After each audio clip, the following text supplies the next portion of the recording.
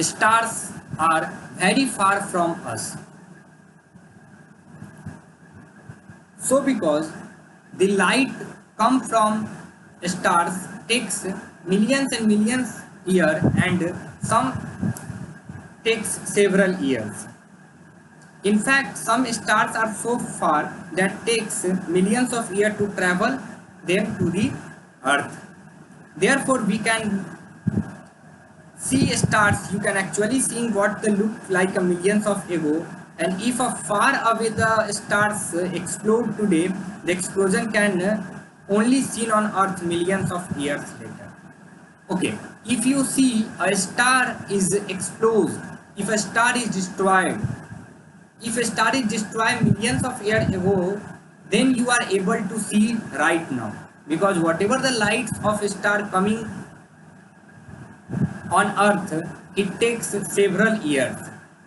Not like that right now activities happen, a light is coming from stars, and it will see you right time. Okay, at same time it takes several time to come because of distance.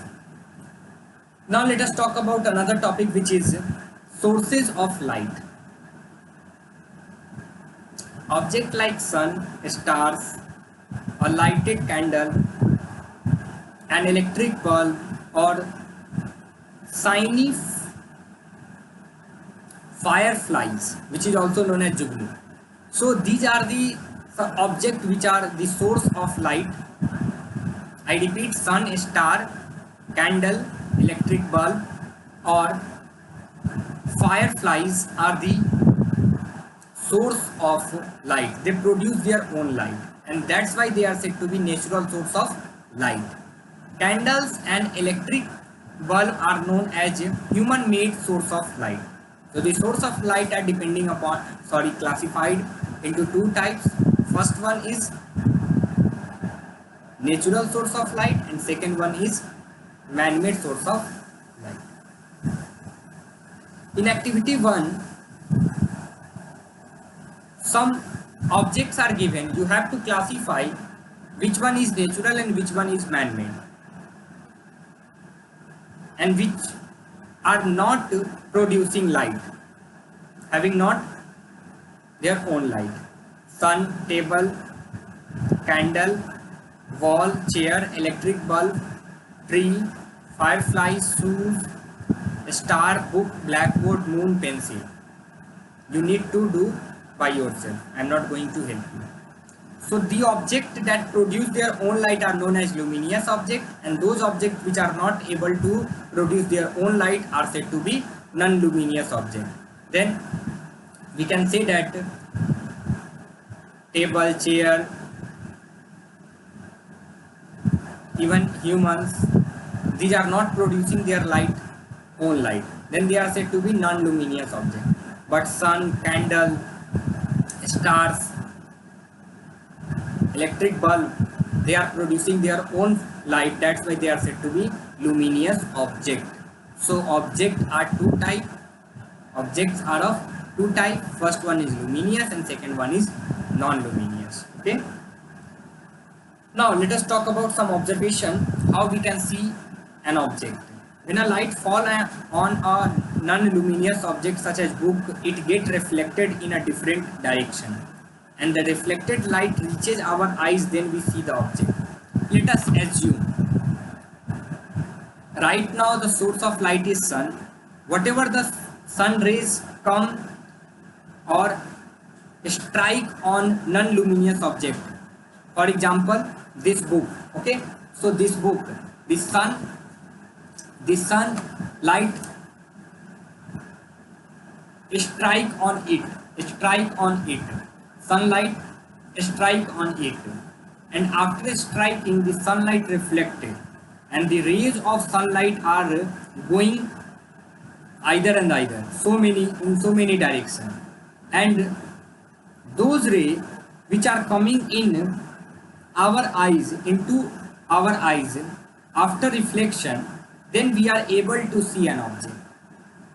It means that the reflected ray, whatever the ray coming from source, they are said to be incident ray. After reflected, the ray, those ray which are coming into our eyes, thus we are able to see any object.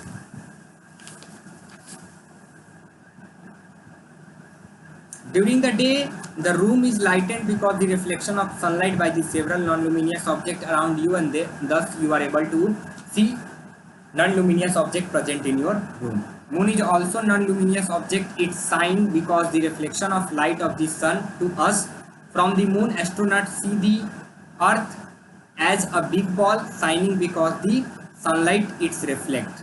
So moon and earth both are non-luminous object.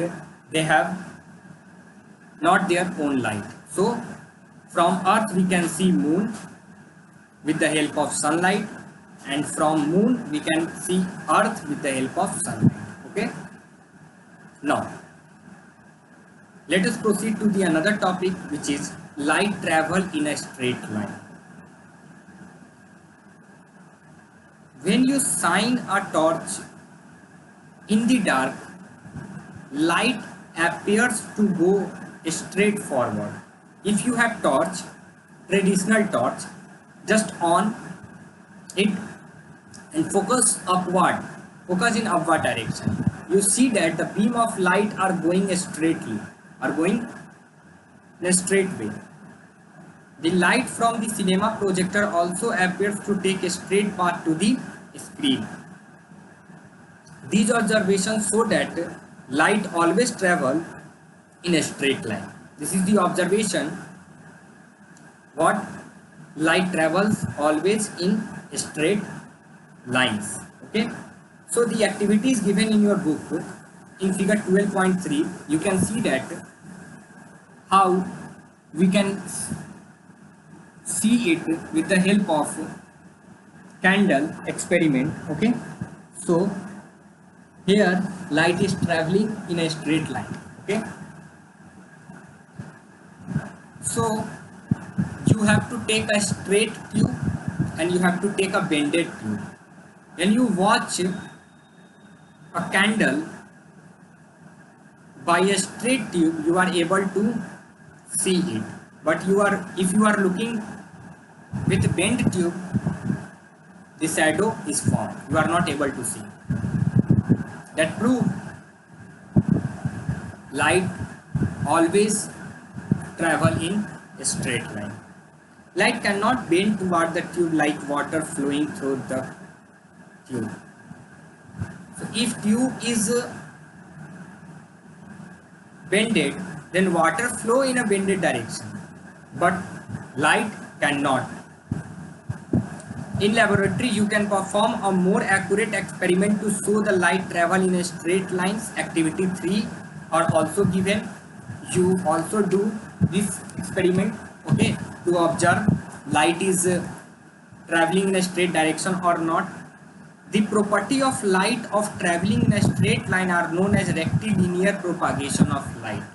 So a definition is come, which is a property of light by which light flow in a straight direction, a straight line, and this property is known as rectilinear propagation of light. Thank you.